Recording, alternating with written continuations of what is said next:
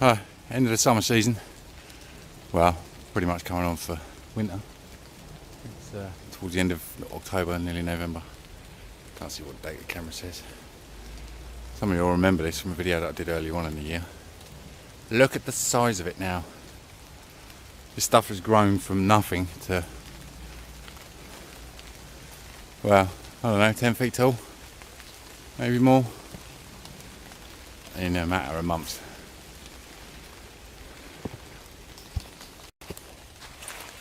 So this looks like not a bad place between those two trees. I haven't got a canopy covering me, which is nice. I've got a pretty good view of the sky and whatnot over there. The issue I've got is I only brought a poncho with me, so it's either going to be wet arse or wet head.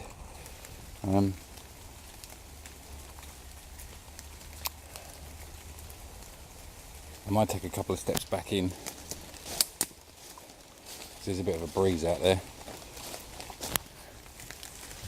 Maybe make myself a small camp here. Given that I've got a hat and a half decent, well, it's not really a jacket, it's a fleece thing. Given that I've got a hat on, I might go for a wet head. It's not really raining that hard. And I mean, let's face it, this ain't no fire survival situation. I'm out here. Less than 20 minutes walk from my house, so even if I was soaked through to the bone, I'm sure I could survive. So yeah, we'll go for dry arse, wet head, and we'll get a little fire going down here. The main purpose of this exercise, if you can call it that, was to test some stuff that I've put in a smaller bag that attaches onto me. Basically it's a brew kit. There's a few other bits and pieces in there. Now I know it's got some bits missing, which I would probably either need to have robbed from another piece of kit or buy some more of. You know how it goes with this gear. That looks like a ginormous mushroom over there. Nope, just a bucket. I haven't brought a tripod with me. You guys know me by now. I don't normally carry tripods around with me. Anything for an easy life. So you'll be on and off and on and off.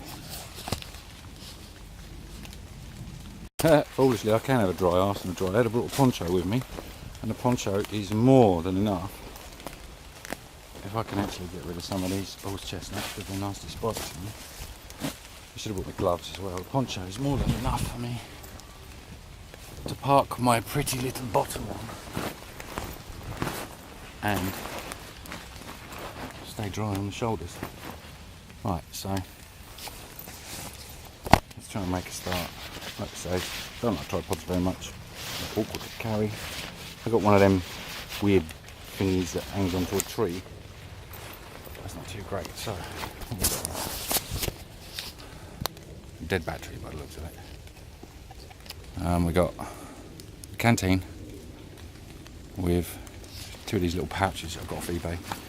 They were a bit dearer than I thought they were. I thought they'd be.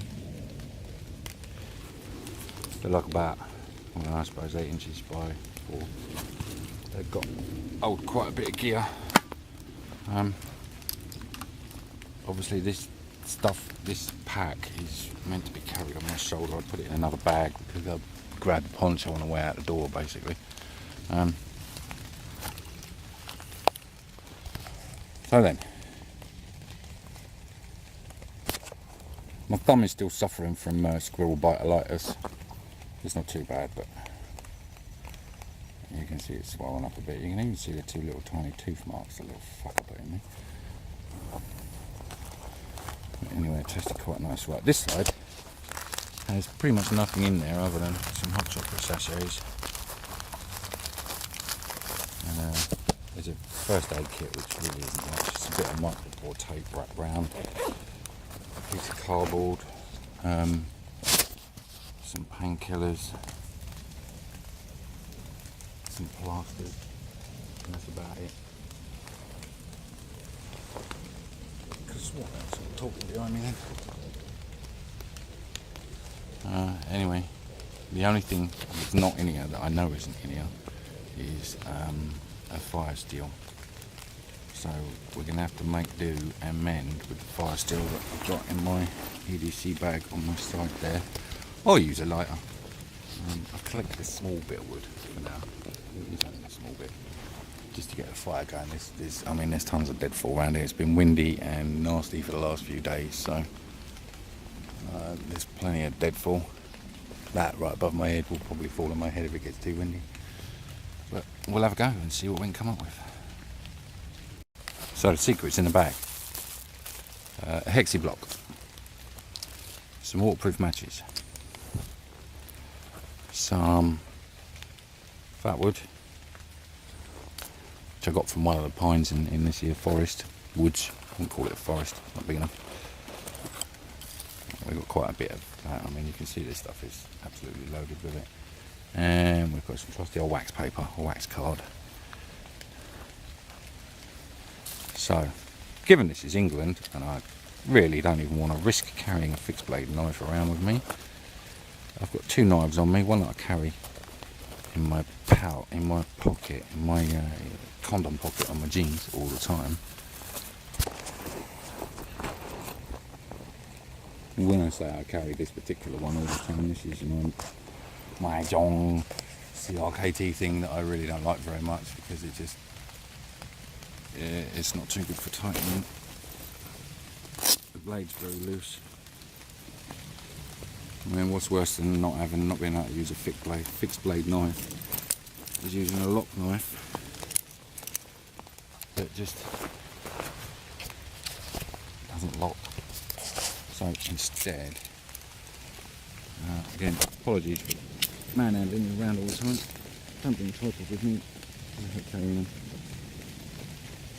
So instead, I'll be using this. I haven't got a clue what it is. I'm sure the blade will tell me. Oh, it's a Becker. Now I want to get that old drilled out. I tried drilling it out at home, but none of my drill bits are good enough or hard enough to actually drill through this shit. Because I want to move the thumb stud forward a bit, because this just doesn't. It's alright for closing. It's really not very good for opening. It needs to be just a little tiny bit further forward. But anyway, I need a relatively large piece of wood, and we can get to work with lighting a fire. One anvil, one piece of fat wood. Now what I'm going to do is slice that up as thin as matches, and we'll use a tiny bit of no, we won't. We'll use a waterproof match. I've never actually used one of them to light a fire outside, but we'll try a waterproof match. So like I say, I can't really hold this and do this at the same time, so I'll show you a bit before and after. This is before. So inside my side bag is another bag, a bag of bags, bag. I'm gonna have to get used to bringing a tripod in here. It's a nightmare without one. Inside here is another bag, which has lots and lots of groovy stuff in it. Some really big chocolate sachets, pills, space blanket, some string. What I can't remember where I keep it. This is my fire steel that I carry with me every day.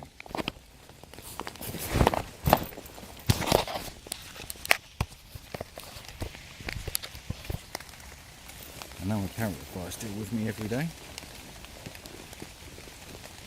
I just can't at this point in time, for the life of me, remember what I did with it. My missus would be laughing at me right now. All that stuff that you carry around, you won't be able to find it when you need it. Hey baby, sure I will. There we go. Right, fire steel. Burka. I've never tried this with a fire steel. Now obviously it's a lock knife. I don't want to use the blade edge on a fire steel because it'll blunt it. So I've got to do it the other way. I've got to use the back edge of the knife with the knife basically folded up. I will use.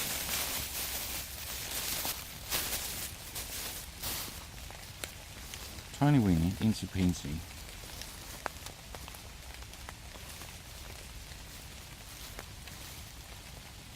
Oh, if I could even get into it. We're going to use a little bit of the hexy block.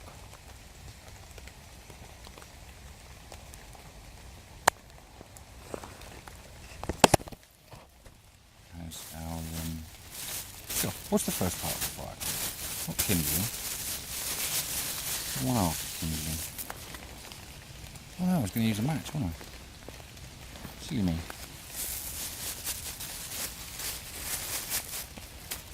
Anyone remember that joke from school? Give me a match, I need a match. Yeah, mate, you'll face my arse. Should probably put a land on this knife, but hey. So, I didn't need to go through all the aggravation of looking for this. So that can now go immediately back where it came from.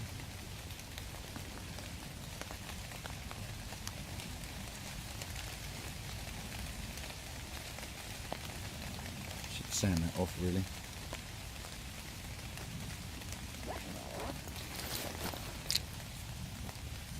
This should be quite easy to do. And these matches are awesome, they burn for so long. And well, you know what fatwood's like. The only trouble is they're not pink. These matches need the proper match striker.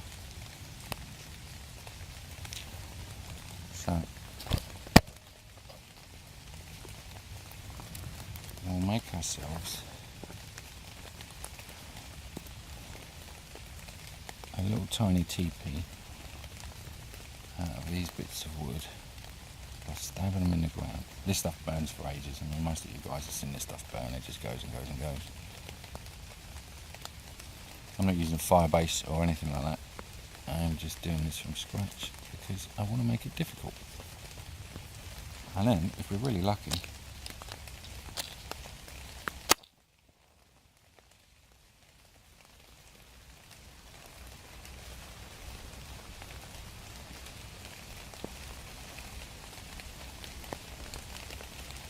I can get my fat wood going.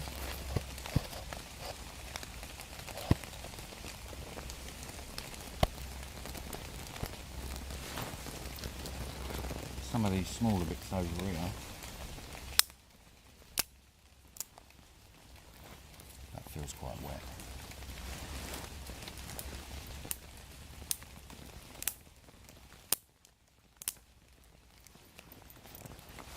That feels wet too.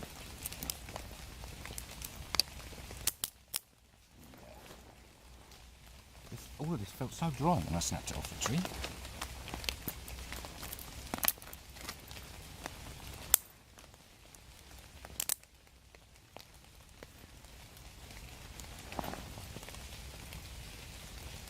So we're just going to stack it up next to it.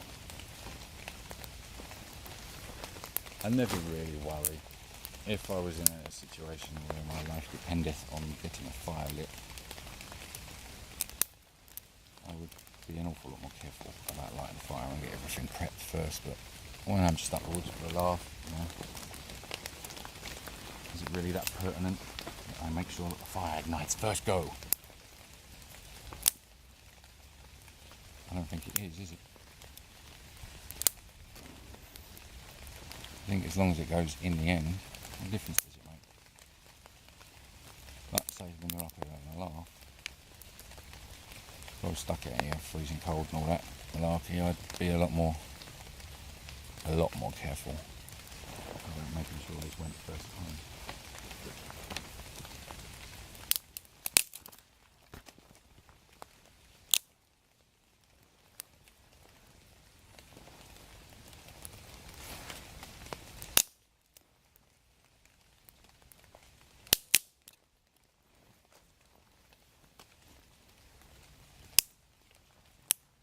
Considering the camera's had a red light on it for, well, since I actually switched it on when I got up here, it hasn't died yet.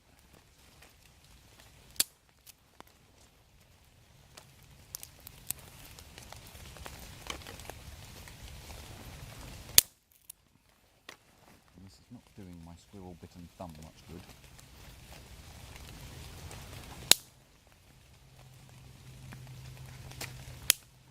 As you can see, the fire is gonna go, hopefully. Eventually. Maybe not. Not too soon.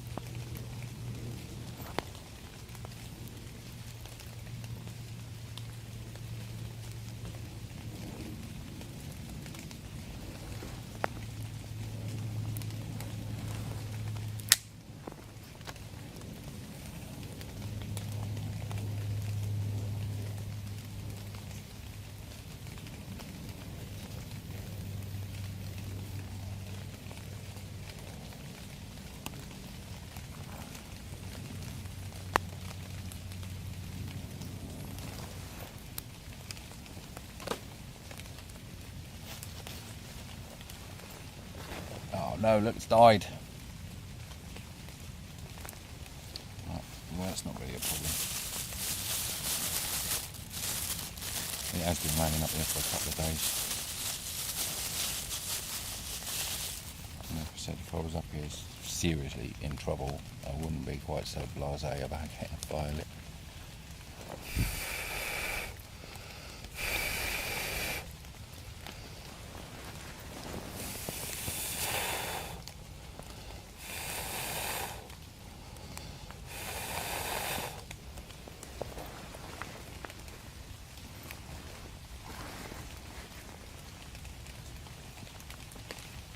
For me, on a day like this, I mean, I've got an injured thumb, so it's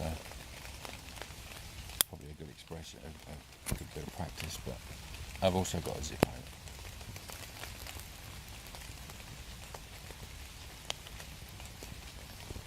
Which, if I'm really lucky, will let me light that there hexi block. I want myself a smoke bomb at it.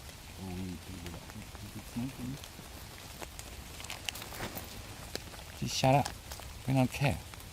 We know it's bad for us, or supposedly bad for us, and we want to do it anyway. Driving a car's bad for you and get killed.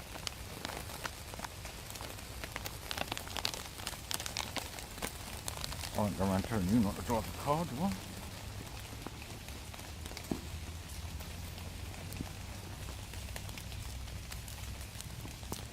So we give that hexi block a bit of a chance to go, which it seems to be, and then we're going to dump all those little finger-sized pieces of wood on there and see if it'll take them. Oh no, raindrop on the Rizzler paper.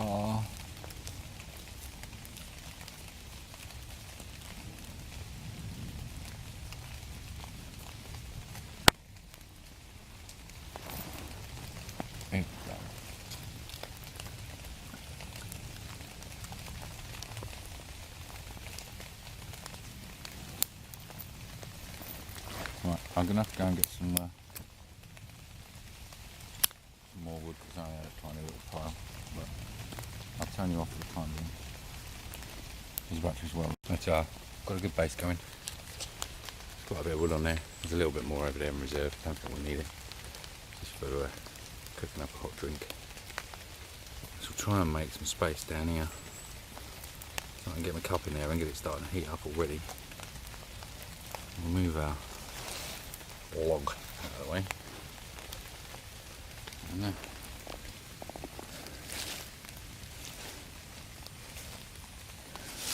get on with making us some food. That log's already hot. It's dried out on one side. Sitting in the fire. Near to the fire.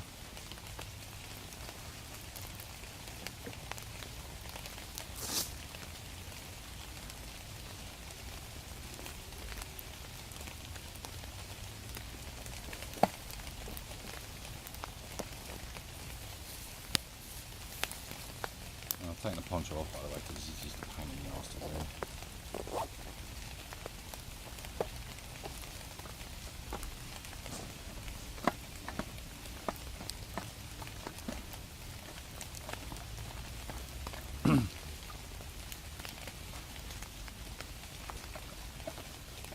The water bottle can be a bit of a pest to get out.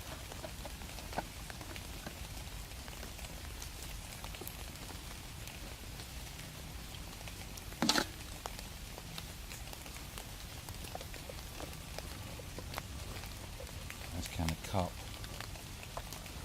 For those of you familiar with this particular set, there's like a little stove stand on the bottom as well. A little cup stand so that you can stand your cup over some hot embers.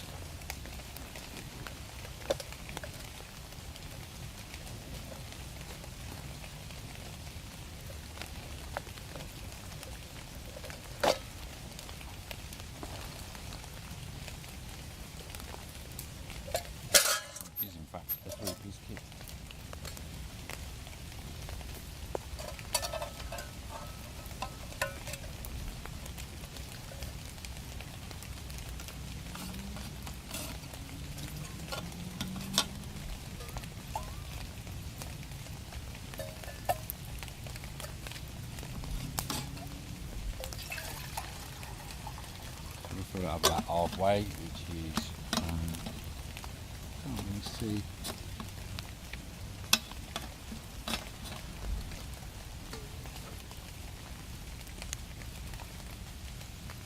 I guess it's 400 millilitres, or just under 400 millilitres, half a litre.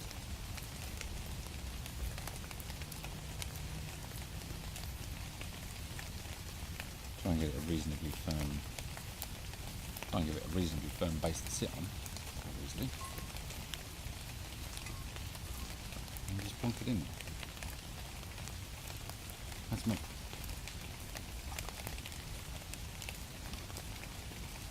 I haven't had a lid for it yet. I haven't bothered trying to find one. I guess you can probably get one from Pathfinder. It's just such a pain in the arse getting stuff from America. It's so long to turn up, and if there's anything wrong with it.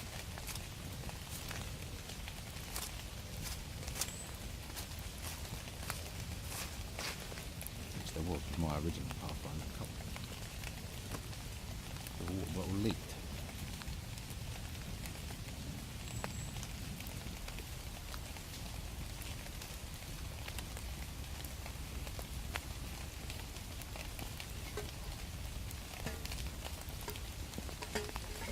So, the mission seems to be relatively successful.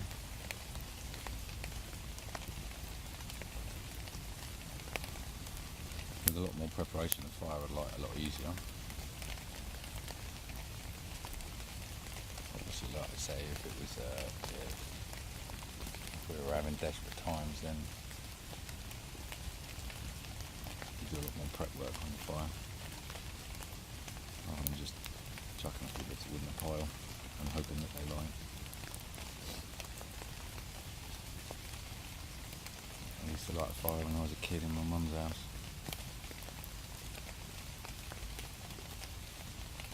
Right, it's been raining like this for 2 or 3 days now. I mean, this is England. A lot of you guys in the States, you don't realise what it's like in England sometimes until you've actually come and lived it. It can rain like this for 3 days, 4 days, 5 days in a row, constantly, just doesn't stop. Very, very, very gentle rain. It's not chucking it down or anything like that. I'm dry sitting here. My hat's probably... No, my hat's actually bone dry as well. But what it does do is soak everything. Everything is soaked. I'm getting some rainwater in there with my hot water. I can't believe this camera's still going. I was complaining about having a flat battery a little while ago. I'll just put you on pause for a battery seems fine. Well, it hasn't switched off yet.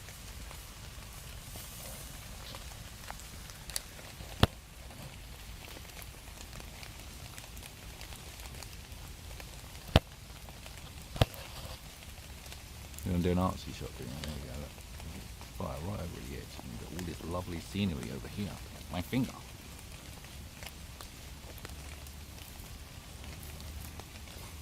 Ah, shit. My water's nearly boiling already.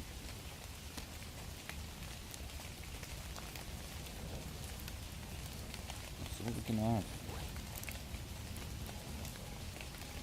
Belgian chocolate. Belgian chocolate. Belgian chocolate orange. Thank you very much. Oh, and look, it's options as well, so I won't get fat eating drinking it.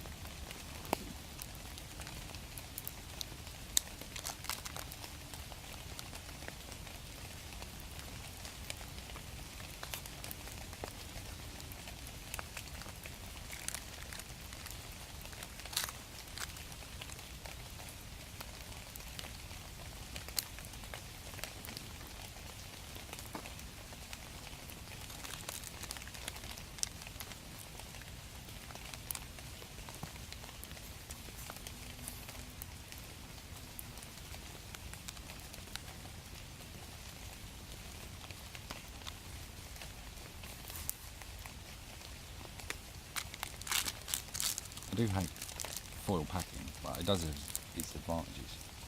And obviously foil is, for those of you not in the know, plastic is not an oxygen barrier. So anything that you've got that's foil wrapped will actually remain fresh for an awful long time.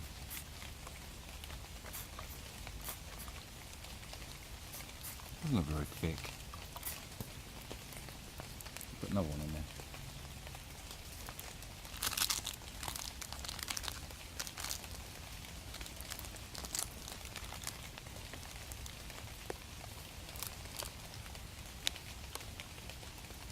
These things are cool when you put them on there.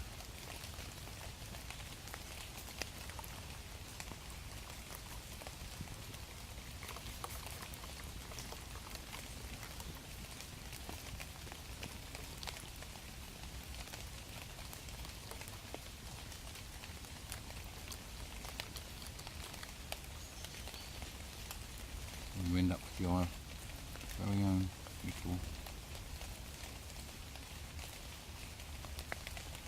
incredibly fragile aluminium bag.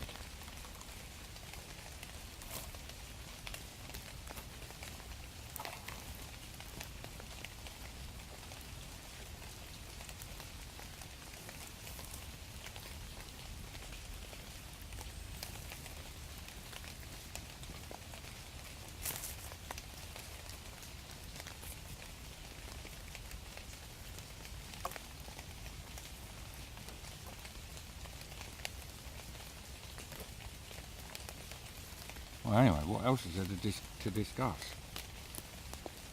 The hilarity of British law, the fact that recently all the BBC wants to publish is ISIS-related stories and sex offenders related stories. Should we not be keeping our children protected for things like that? Or should we allow our children to read about sex offender stories in an attempt to protect them from said paedophiles? Although I suppose when you're talking about, what do you go say, aluminium baggie. That comes home with me, by the way, I don't leave it up here. It was the same. Oh yeah, are we supposed to keep the fact that there is nasty, horrible perverts out there that like having sex with children away from our children to protect them? Or are we supposed to inform our children that there are nasty, horrible perverts out there? I have children. I like to inform them. I have a 14-year-old daughter who probably, like your 14-year-old daughter, believes she can actually look after herself. Surely it would be my responsibility as a father to demonstrate at least the bare minimum to try and encourage her to take up some form of self-defense classes. Surely it would be my responsibility as a father to demonstrate that she really can't look after herself.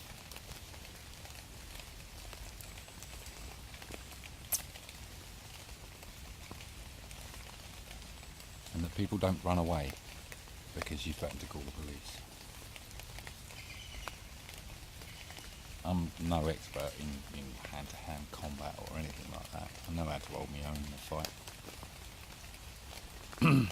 But I do know one thing above all else. Being aware of your surroundings is far more important than being able to take out 10 ninjas, knowing those 10 ninjas are coming and getting out of the way that's what keeps you alive. But like I say, BBC, all they simply want to post is stuff with regards to Syria and sex offenders. Now, I noted a story on the BBC today that says the British police have arrested someone for terrorist offences because they were planning a trip to Syria. Another thing I've noticed with all of these stories, there's never any details as to what these young lads have supposedly done. No details. Only arrested under Section 6 of the 1996 Terrorism Act, or the 2006 Terrorism Act, whatever it is, I don't really know. There's never actually any highlighted details of what they're doing. Why? I can only really think of a couple of valid reasons. One is because that particular individual has asked the courts to keep said information out of the public eye, and the courts have obliged, which I very much doubt. I've dealt with the courts. They're not in the habit of doing what you ask them to do as an offender or as a suspect, whatever you want to call it. So that leads number two, which is they're arresting these guys on such shady grounds and locking them up in prison on such shady, flimsy grounds that they can't publish the actual reasons for the arrests. And given a climate these days, I really wouldn't put it past the government to do that. They think they're protecting us by arresting these young lads, locking them in prison for 4 or 5 years because they did nothing more than fight for what they believed in. Don't get me wrong, I'm not condoning blowing up freaking trains and crashing planes into buildings and random bomb attacks and stuff like that. I don't condone that in any way whatsoever. That is not the way to get your message across. But neither is locking lads up because they want to go out to Syria and be a tough guy. And I think that's what a lot of it is. A lot of these guys are coming from cities. They've probably had well, I don't really know how to describe it without insulting people. It's fucking difficult for me. It's taken me so long to actually learn how to talk to my missus without insulting her left, right and centre, apparently. And I still do. But I was a young lad. I wanted to be more than I was.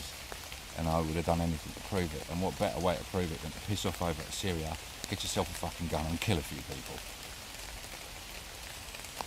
In this modern age of video games, Call of Duty, God knows what else, that seems to be something that I think a lot of teenage and early 20s lads would actually aspire to. You know, getting out there, getting in a war. And when I see the choices that they're faced with, shit, man.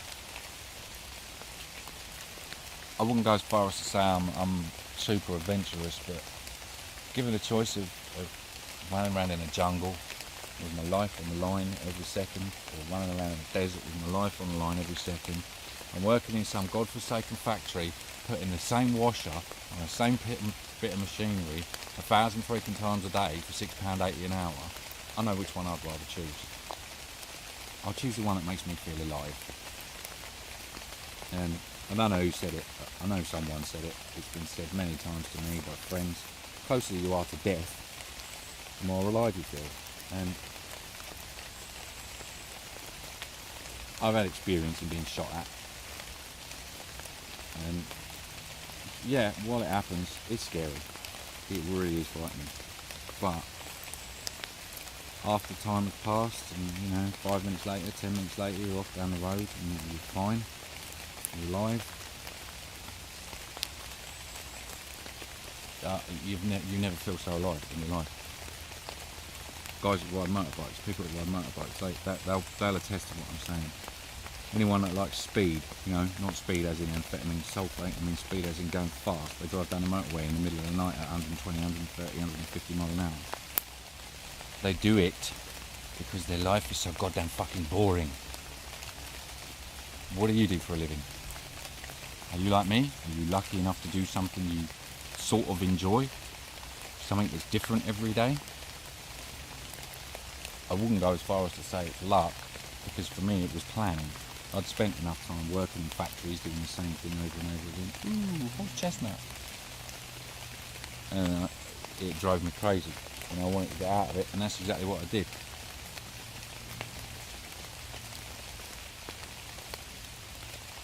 Now I'm going on a bit, it's all a bit deep really for sitting in the woods, isn't it? It's actually pissing down now, so I'm going to get soaked in the way. But like I say, I only live around the corner, so. I didn't boil my water, but this is clean water from my house. Oh my god, that's hot. Again, I didn't bring any food with me, and I can feel the water running down the poncho behind me. I need to move because there's smoke. That is my face, man.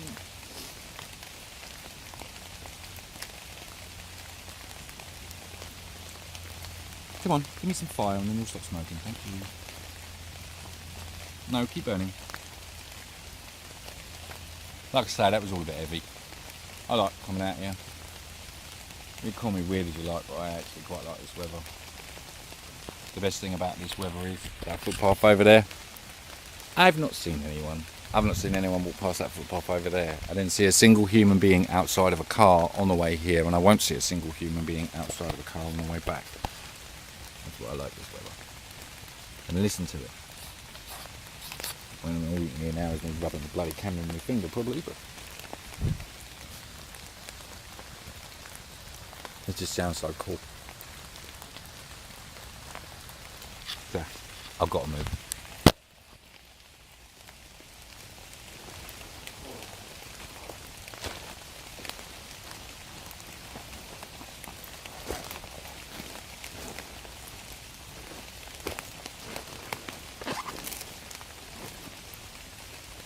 There, move. There's some mushies going on over there. I know nothing about mushies. I had well, I don't know whether you can really call them a stepdad when you're not married. Classic. I've just been sitting here for about 5 or 10 minutes rabbiting away at you guys, and the camera had gone flat. Anyway, I was talking about mushrooms, I think. I just reviewed a little bit of the video. So let me switch back round the other way. There's some mushrooms over there. I don't know if you can see them, but they're growing everywhere. They're all over the place. My fire's nearly gone. I can't believe that. I've been sitting here for ages talking to myself. Well, I suppose I'm kind of talking to myself anyway, aren't I? Should flip it round the other way. I wish you could do this while it was actually running, because the front camera on this phone's crap. And you really can never tell whether you're actually in shot. Am I in shot? Or am I not in shot? Is this a narrow angle camera or is it a wide angle camera? I guess it's a wide angle camera. It's also got an auto light sensor in it. But yeah, it's definitely raining now. It's like about 4:30 in the afternoon, so it'll be dark in half an hour. I've got 2 torches on me. I've got one in this bag and one in that bag. The whole idea of that bag is that goes in the car when I go out, going any further than walking distance. I've got a kind of set of rules. If I'm going further than walking distance,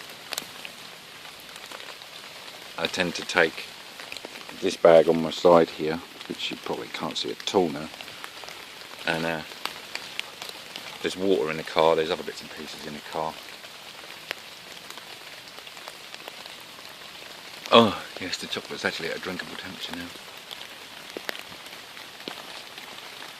If we're just going up to town, I'll be honest with you, I don't normally take anything with me. It just doesn't seem worth it, does it? Just for a 20-minute walk up to town. Carry a bag of load of crap with you, just in case you get stuck out for the night while I'm up to town. I don't think so. If you're going a long way, yeah. If you're going somewhere where there's a risk of being stuck out, you know, then yeah, get your shit ready. But I've spent time out in the UK, and towns, cities, there's always somewhere where you can find somewhere warm, I've never, ever, I know we've all heard stories of people getting stuck out in England, but I have never found myself in a situation where my life was in danger because of exposure. Don't get me wrong, I've been cold, like cold to the bone, so cold it took me a hot bath and 5 hours to warm back up again. But I've never really been in the UK, been in a situation where I felt my life was in danger, and I've done some stupid things, like we all have. I've probably done a lot more than 5 or 6 normal people do in their life. But I fell asleep, got pissed one night, fell asleep at the bottom of my mate's garden, and with coat and everything on. I fell asleep at the bottom of my mate's garden, woke up buried under 4 inches of snow. What can you do? I was drunk the night before, didn't realise, it just happened. But I've got some videos lined up that I want to do on my mini rant earlier. I want to break some of these subjects down, do some more research. My initial research into death counts and this, that and the other tells me that this fuss that's being made about terrorist acts and terrorism in general is for some reason, the fuss being made and the money and energy and time being invested in trying to stop these attacks, just, it doesn't add up. When you start to look at statistics, I've done some baseline research, not much, but certainly not enough to have even really a strong opinion about it, but it seems to me your average Western human being stands, you probably won't believe this, actually stands more chance of killing themselves than they do being killed by a terrorist attack. You stand nearly 1,000 times more chance of being run over by a car than you do of killing yourself.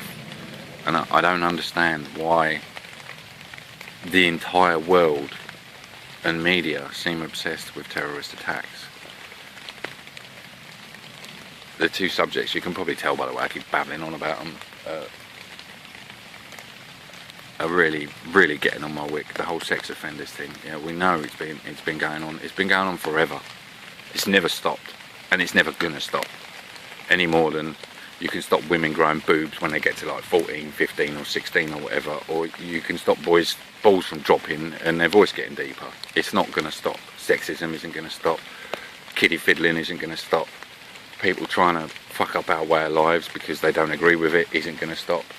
But a line's got to be drawn somewhere, and I want to try and find out where that line is, and I want to do something about it. I want to do something about the firearms laws and the self-defence laws in the UK, this ridiculous reasonable force. What's reasonable force? You're watching this video. What is reasonable force as far as you're concerned? If you wake up you hear a bump in the night, you go out to look, you find someone robbing you, they're trying to take your stuff, maybe they're going to try and hurt your kids or your missus. What is reasonable force? For me, I'll beat the geezer until he's unconscious. That's reasonable force as far as I'm concerned. And if it takes me 15 hits with a pickaxe handle, or if it takes me 25 punches, I will keep going until he's unconscious. Once he's unconscious, I'm going to restrain him. Then I'm going to call the police. I'm not going to try and calculate whether I can get to the phone and call the police, because we all know what happens when we call the police. 2 days later they turn up.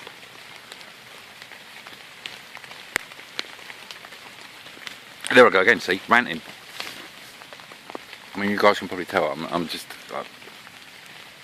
having to remind myself not to read the news, because the news is just being so repetitive and so mundane. It's unbelievable, it's depressing. You know, I'm like probably most of you watching this, I work, I pay my tax, I run on my own business. I don't work particularly hard for what I do. My work is brain work, it's not muscle work. The missus works, we pay our taxes, we pay tax for this, we pay tax for that, we pay tax for the goddamn other. The roads we drive on are shit, they're full of potholes, There's dickhead drivers all over the place in this country, absolutely everywhere. I go and drive on, we go over to Europe to buy our tobacco once every 5 or 6 months. Every fucking time we come back, customs pull us over and want to turf our car out, pull all our gear out. Every time. 5, 6, 7 times in a row I've come back from abroad and ended up having all my gear turned out. Why? Why? I'm going over there to save a bit of money. Yeah? It's legal for me to do that. It's legal for me to go abroad and come back.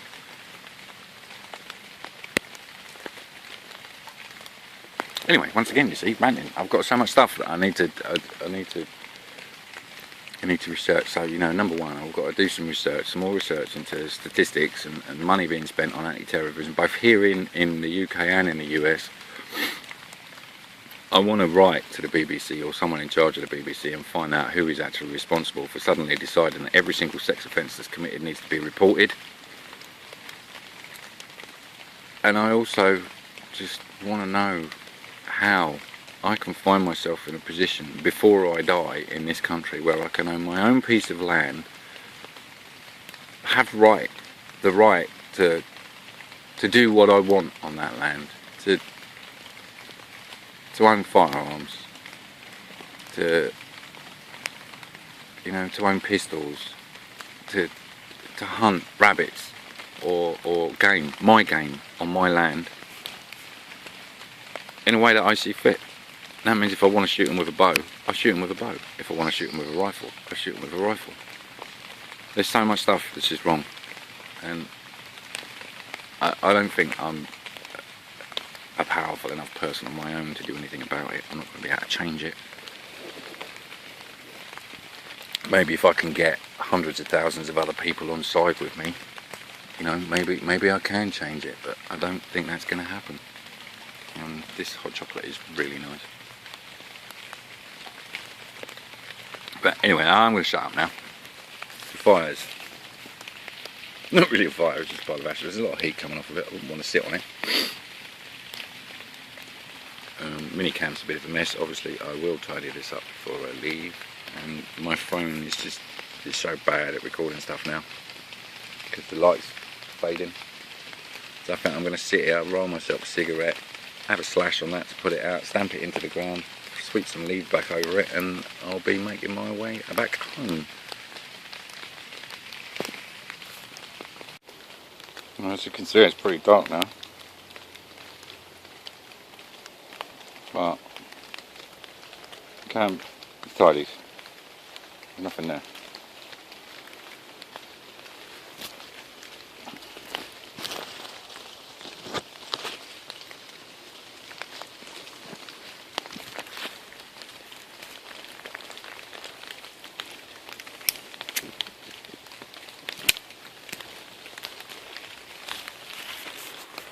I mean, it's way long off from night, but you know what a canopy does, it takes all the light away. But, thanks for taking the time to listen to me babble on and watch my pathetic attempts at trying to light a fire. And see you on the next one.